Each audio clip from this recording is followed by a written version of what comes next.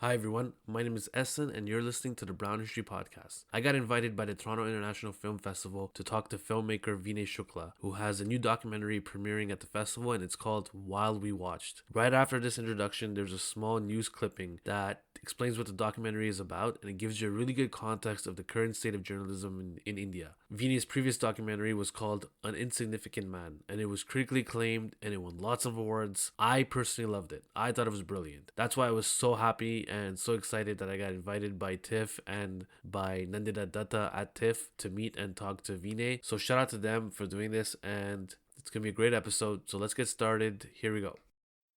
Concern in India over one of the country's few independent TV news channels after a hostile takeover bid by billionaire businessman Gautam Adani. In a country where most news channels function as government mouthpieces, NDTV is one of India's most trusted sources of information. Here to tell us more is Leela Jacinto, a reporter and senior editor from our internet team. Leela, always a pleasure to see you. There's a new documentary out that follows veteran journalist Ravish Kumar, and you wrote a piece for our website about the film. Yes, it's a 92-minute documentary, and it follows Ravish Kumar, a leading Indian TV newsman, over a 2-year period, from 2018 to early 2020.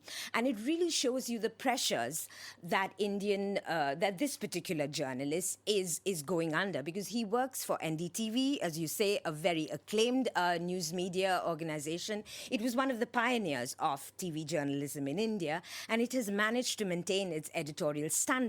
And that's no mean feat in this age of misinformation and divisiveness, because the broadcast media in India, a lot of the channels are really government mouthpieces. And there is a lot of targeting of journalists who are just trying to do their job, which is hold truth to power. And they can often be targeted as first and foremost, they're targeted as liberal media. They can be labeled anti-national and even traitors. And, this sort of labeling emboldens the right-wing Hindu nationalist supporters of Prime Minister Narendra Modi, who can, violently attack people who have been labeled as anti-nationals. Now, for a journalist like Kumar, this translates into death threats. So it's media that is really, this is a news organization that is really functioning in a very, very difficult climate that is actually being asphyxiated by political pressure. Yeah, and Kumar, a very well-respected journalist, a well-known journalist. Yes, he's a news warrior. He just battles on, taking on a very, very difficult climate, and you can see in the film how this pressure works. There are technical problems. The broadcast signal can suddenly cut in the middle of an expose of the lynching of a Muslim man. Then the channel can go behind a subscription wall in impoverished areas that are vote rich, of course. Then this translates into financial pressures. Advertisers, financiers start backing off. When this happens, you have staff cuts, so you don't have the staff to really function properly. And then you have, the state pressure. And the state pressure mirrors what has been happening in Russia and Turkey, which is there's a lot of legal harassment. The government can send the tax police to conduct these endless investigations. They deny that it's politically motivated, but the message is very clear. And what would a likely takeover mean? That's very mixed. Gautam Adani is Asia's biggest, richest man. So there are certain problems of big business owning news organizations. It's rarely for the love of journalism, as a media critic told me. One of the big problems is Adani is considered very close to Prime Minister Narendra Modi. He denies that the relationship is improper in any way.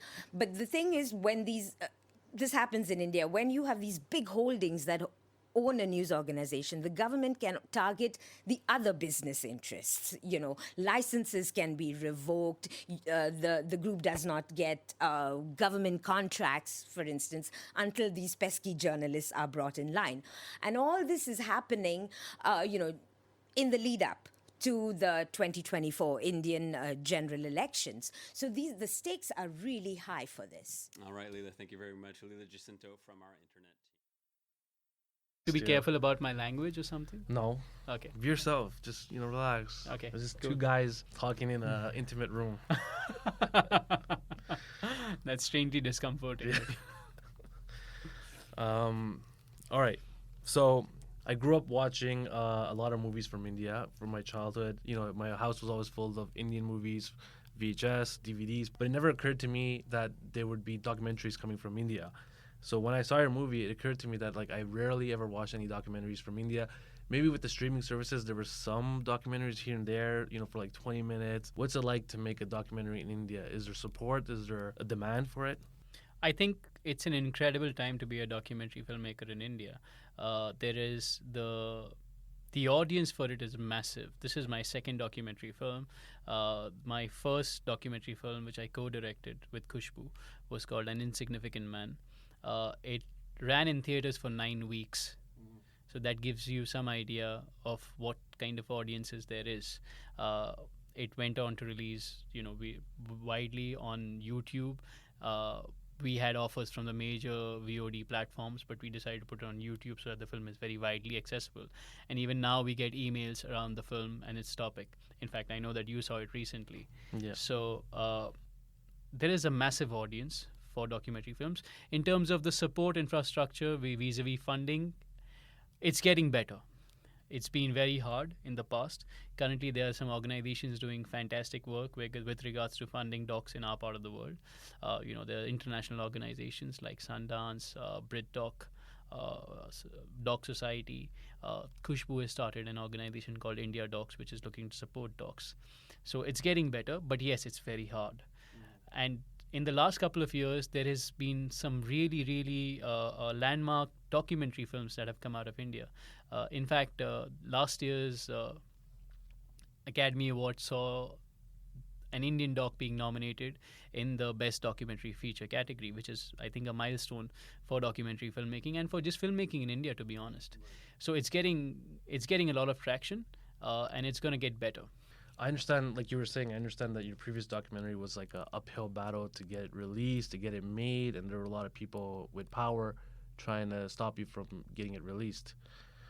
Now that it has been released, it critically acclaimed, lots of awards. Has life changed for you? Oh, massively. Has it contributed to the dialogue, to the industry? Do people look at you and say, "Oh my God, he's here. Be careful what you say. He might record you." Are you the guy?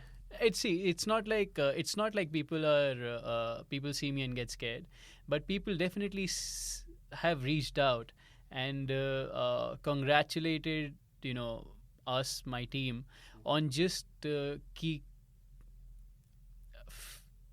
before 2014 is when our crowdfunding teaser was launched. The film was made via a crowdfunding campaign, wherein we were looking to raise $20,000 and we raised $120,000. So when that sort of launched, people say it was a catalyst in bringing political films and political subjects to a more mainstream audience. Many more political films have been made since, and I don't think it happened because of us, but we had a role to play. So people write to me very often about that. The success of the film has made my life incredibly better. I have been written to from all parts of the world. I have been identified in airports. I have been written to and congratulated by the mainstream Bollywood stars who will reach out to me and tell me, "Listen, your work is fantastic. This is amazing." So it's good to find peers in that sense. It's helped me find community. It's helped me find funding. It's helped me find acceptance. And that I'm very thankful for. That's awesome.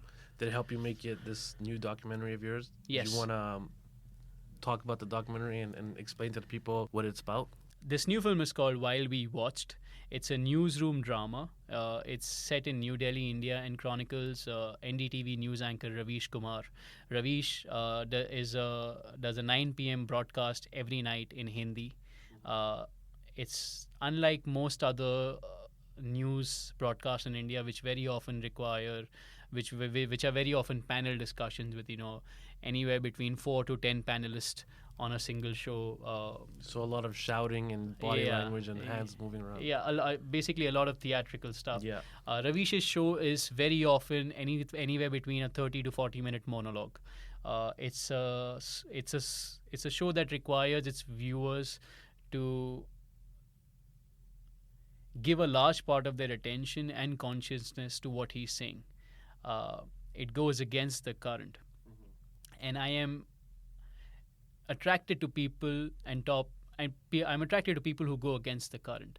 I started shooting this film at a phase when Ravish was really wondering if his own journalism is relevant anymore, and I feel that's something that a lot of us feel when we see the world around us and you don't align with the world around. It may be for artists, it may be for newsmakers, it may be for small businesses. Very often you see or for maybe, I don't know what it's like personally for you, but allow me to say it, but when you see other podcasts around, you very often wonder that is there a place for you out there in the current world? And that's the sort of question, that's the inquiry that I started with when I made this film. Ravish is an old school idealist. And I really, when he began to wonder if that idealism still has a place in today's world, I was attracted to that inquiry. And the film essentially is a behind-the-scenes look at the process of journalism in India today. It's a very emotional film. It's a very emotional story. It's also a father and daughter story. Yeah. So let's dissect that. What is the, for people who don't know, who don't go to India or don't live in India, what is the state of affairs when it comes to journalism and news media in India? Like what is happening there right now? The context. Okay, so the news in India right now is an unchecked beast. Okay. There are plenty of news organizations, but much needs to be done vis-a-vis checks and control and checks and balances right now. To give you some idea, of course, there's a problem of corporate ownership of the news and news structuring models. That's not just a problem in India, that's a problem across the world. But the kind of polarization that you're seeing via the news in India is worrisome. Not because the news organizations there needs to be greater accountability for these news organizations. And it's really worrying that is missing from the dialogue right now. Okay, and I noticed that in both your documentaries, you have this theme where you follow a individual or an underdog as he navigates through structures and systems of power. Sure. So in this case, this structure is journalism. And in your previous documentary, you have this, I don't know what the opposite of underdog is. You have this top dog, and in that case, it was Sheila Dixit. Yeah. Who represented kind of corruption, you could say, or an old system that wasn't working. Sure. In this case, in this documentary, who is the quote unquote top dog and I guess the villain of the structure, or the representative of the structure that our protagonist is trying to fight? I mean, firstly, the thing is that the language of villain very, very often puts a great amount of negativity on people who are very real. So I try and stay away from that. I don't think Sheila Dixit was the villain. Sheila Dixit became the establishment of sorts because she was a career politician. And that film was, in its vein, my first film was anti-establishment. With this film, again, we are taking on we are going through a tremendous period of change in India. Some of it is absolutely fantastic, and some of it we need to reflect over deeper. My choice, my job as a storyteller is to reflect on these changes, is to ask people to think, pause, and see if this is the way we want to go and how we can make it better.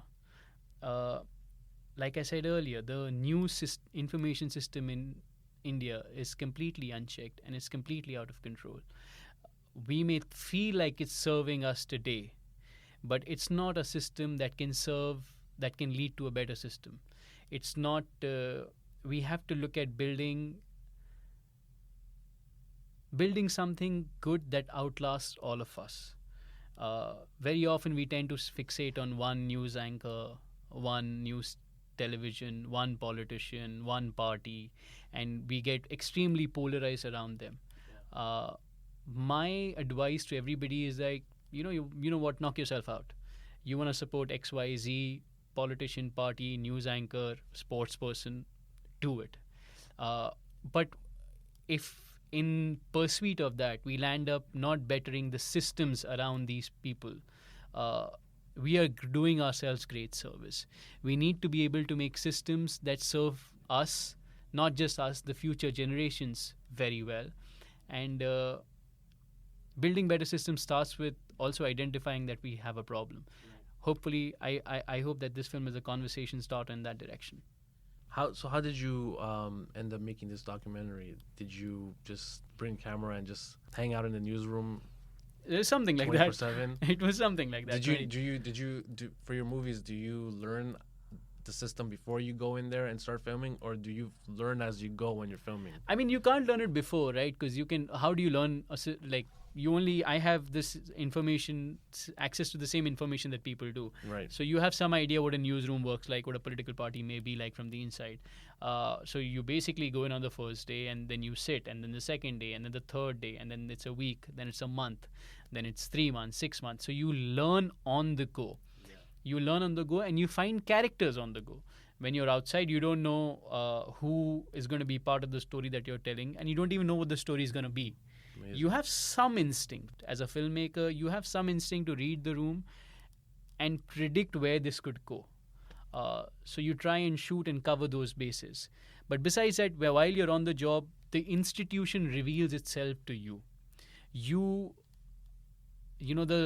curtain is lifted very slowly, and it's painfully slow, honestly, at times. You want to know more, you want to learn faster. Aren't you worried that maybe after 2 weeks of filming, you're like, okay, there's no story here. We just wasted Of course. time and energy. So it's really a 2 leap weeks. of faith. I mean, okay. Months. Yeah, okay. So it's a leap of faith. So the first day I shot at the NDTV office, I was like, this is a story, this is fantastic, I'm going to do this. But 3 months in, when you feel like you need character arcs, you need narrative, you need meaty scenes. Yeah. You begin to panic, saying, I have a couple of scenes, but I don't know how am I going to fill a 90-minute film. Or at that point, you're wondering if you are going to make a 7-hour series or whatever it is. That panic and anxiety is very real, and that's why edits take so much longer on non-fiction projects. Wow. The style of your filming is fly on the wall method. You're kind of there, but you're not involved, or you don't show yourself in the whole thing. Sure.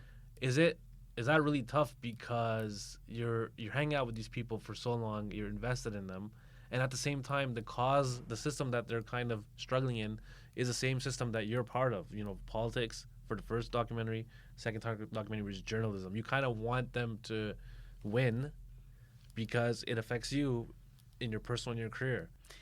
The first film about the politics that you're referring to, both me and Khushbu, we shot for both outcomes, winning and losing. Right. So as a filmmaker, because you're hedging your bets, right? So it's not like I wanted them to win. I really wanted to capture the story of conflict between idealism and politics. If that led to them winning, that's fine. If that led to them losing, that's fine by me as well. I know that sounds a little cold and heartless, but I'm a filmmaker. I understand. I have a clear job bio. Yes, you can say that, but you have biases. Yes, I do, Sure. right? But that doesn't affect my yearning for a certain outcome. I feel like, irrespective of the thing with life and filmmaking is, irrespective of the outcome you really want, once you get there, even that falls short, and you want more, or you want it to play out differently. With filmmaking, you have to be ready for the challenges that come your way. And I'm not so invested in the destiny of the protagonists and the stories that I follow. How does the newsroom work in India? Is it different from anywhere else, or is it does have its own thing, its own beast? Like I said, the newsrooms in India are Okay, so very often, it's the same system. You pick up on some piece of news comes in, some piece of reportage comes in about something happening in your country, around the world, Yeah. in your city. Somebody goes out, covers it, sends a bite back. Then the bite is processed through the graphics, and it makes it to the air. Increasingly, however, in India, we are seeing news organizations themselves cutting off on-ground reportage and shifting to a more theatrical panel discussion every night sort of model, which means that ground reporting is getting lesser and lesser. TV news stations have fewer offices in faraway states of India. They're not collecting news from so many different states of India. They don't have bureaus in some of the major cities very often. So for the kind of budgets and privileges that news organizations enjoy, you don't see the diversity in their stories, the kind that you would expect. For the first movie, you had a lot of trouble getting it released. Yeah. Do you have any trouble this time? Because this one is a bit more. I guess the line would be it shakes the hornet's nest a lot more. I mean, okay, so I'm an optimist. I believe that this film is about making our news better, and for the life of me, I can't imagine why somebody would try to oppose that. In terms of the hornet's nest and that kind of stuff. Well, how does okay? Well, how about the people who are in power right now, the government? Yeah. How do they feel about NDTV? Yeah. And are they? I guess the nice way of saying is, are they coming in their way? Okay, so currently NDTV itself is going through a challenging phase. Yeah, I was going to ask you about that. Yeah, so NDTV itself is in the midst of a buyout, and we don't know what's going to happen in the coming months. So the coming months are going to see a lot of drama, or may see some drama with regards to the ownership of NDTV changing hands from the Roys, who are the current owners, to the billionaire Gautam Adani. So we'll know in a couple of months if that affects their editorial direction or not. It's something people in India are waiting to see. And with regards to how does the government feel about NDTV, etc. Specifically NDTV. Specifically Ravish Kumar. In the past, the relationship has been very honestly a little cold. But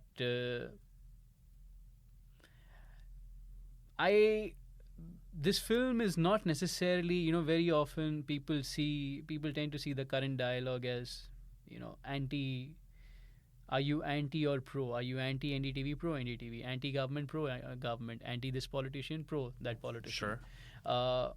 I'd like to believe that I'm not anti anything. I am really looking for a better dialogue around the news. Okay.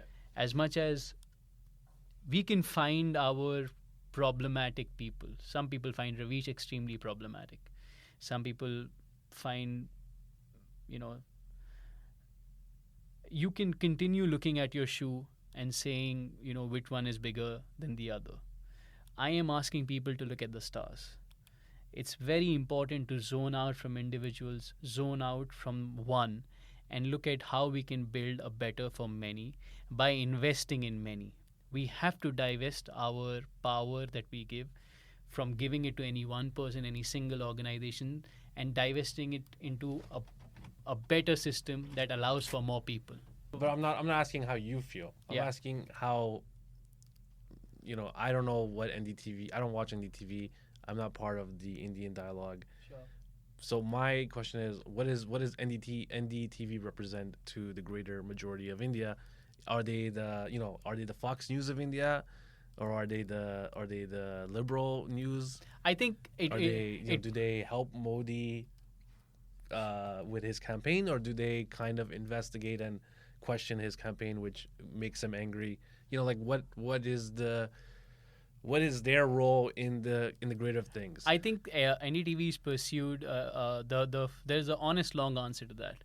NDTV is seen as a legacy news network which had its own history.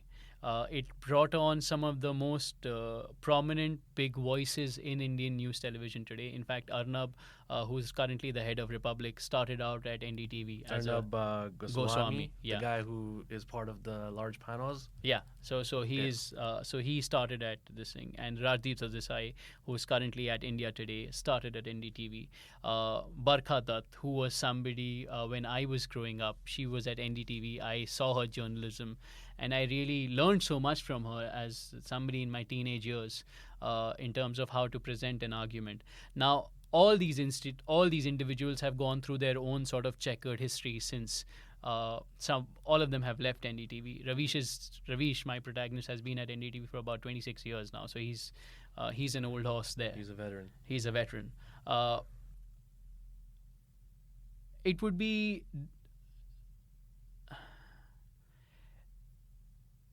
a disservice to see them again in light of whether do they help Modi or they do not, because maybe some of their programming has been soft on Modi. I haven't seen the network 24/7.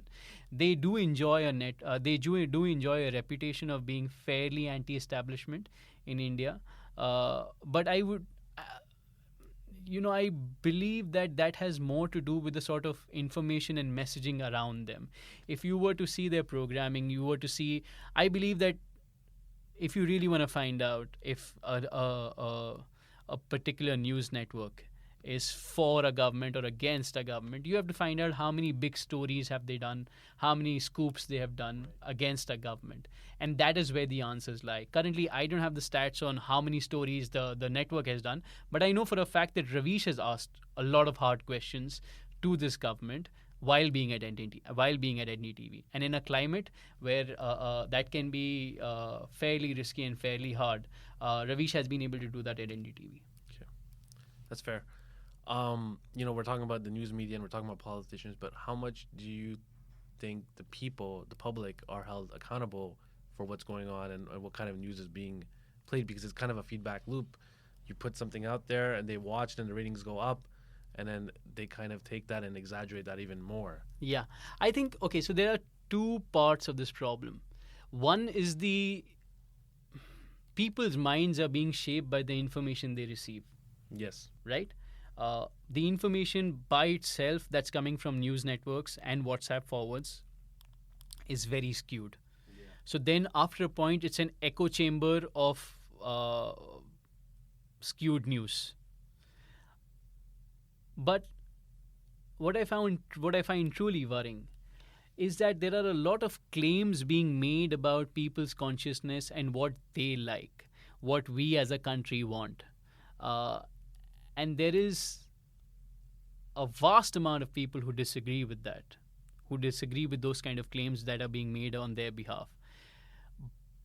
But they don't really have any sort of platform to bring forth their disagreement with the news. What do you do? Like for tomorrow there is some claim made saying, on behalf of all the brown people in Canada, I'd like to say that all of us love donuts. And if you say, I don't like donuts, maybe you can go out on the street and protest, and enough people will come out and protest, and, maybe you can bring change. The only time we have very rarely seen that kind of mass protest and people coming out on the streets. It's happened twice recently in Indian public consciousness.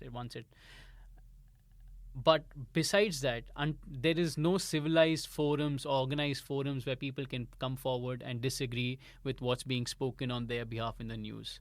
Right. And I think the people need to ask for more accountability from the news. I think something needs to happen. The government needs to establish, like I said, some sort of a body, which is a tri-party body, wherein the government, the people, and the news holders and the news owners are stakeholders. And there has to be a healthier dialogue between these three so that our news is shaped better. The movie hasn't been out in India yet. Yep. Do you feel that you're going to get a lot of outrage towards you, a lot of angry letters, angry emails? What do you think? We are living in polemic times. People. If I make a post on Instagram about something, I get so many DMs. Yeah.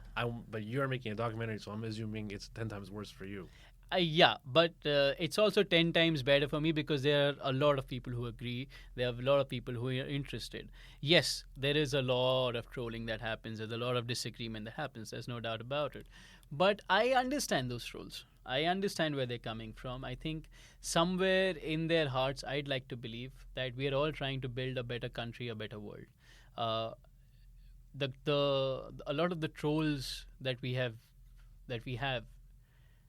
you'd be surprised at their own access to information and dialogue structures. When you sit down with them off Twitter and have a conversation, it's a very civilized conversation. It's not the kind of conversation that you're seeing on Twitter. Uh, so I'd like to say that trolling doesn't necessarily is not representative of the disagreement between us, especially Twitter trolling or online trolling. And there are also people just like, I mean, there is such a big majority of people who agree with you, who agree with what I'm doing, who are looking to think, who are looking to reflect better, who are looking to introspect. Uh, and I have received the same, so much love from them that I'm okay with it. What do you think needs to? I mean, you already kind of answered this question, but what do you think that it's possible for journalism to be saved in India? Yes. That we can go to a positive route. Yes, always. And what do you think needs to change? Like I said, three things. We need to have better rights for journalists. We need to bring more accountability to news organizations, and we need better training for journalists. If you're able to do these three, I'm pretty sure we'll be at a good place. My last question. I read somewhere that you're moving away from documentary film and you're going to start making some movies. Yeah, fiction. Can you give us a little update on that, or you don't want to say? I'm currently writing a hostage drama. Nice. It's not going to be political at all. This is going to have some deep meaning behind it. Of course, life, universe, and everything are going to come out pouring through every frame of that film. That's funny. I mean, honestly, I don't know. I am right now. I've made two films which are very, very political, but I have other things to say. I think I'd like to. I am at a stage in my career wherein I've begun to take myself too seriously, and I'd like, and I think I need to stop taking myself seriously. So I'm going to make something in fiction, which will help me hopefully learn the craft of filmmaking a little more deeply and express myself in different ways. That's what I'm excited about. That's the challenge that I'm looking forward to after this film. It's the hostage drama thing is keeping me awake at nights, and I'm co-writing it with my cinematographer from this film, Aman. So both of us are spending a lot of time discussing it, writing it, and I'm really excited. Hopefully, we should have something soon. I'm really excited to see what's going to come from you. Big fan. Thank you so much. Thank you so much for doing this. Thank you so much. This was great. If anybody wants to see your documentary, how will they do it? They should go to our Instagram page while we watched, and like, share, subscribe, and do all of those things. And I'm sure we'll get the film to you. We also have a website called whilewewatch.com. You can leave us your email there. Whenever the film comes out, we'll drop you a line. It will come out, sometime soon, through partners in different worlds, which we are having conversations with. And this has been so much fun. Thank you so much. Thank you so much.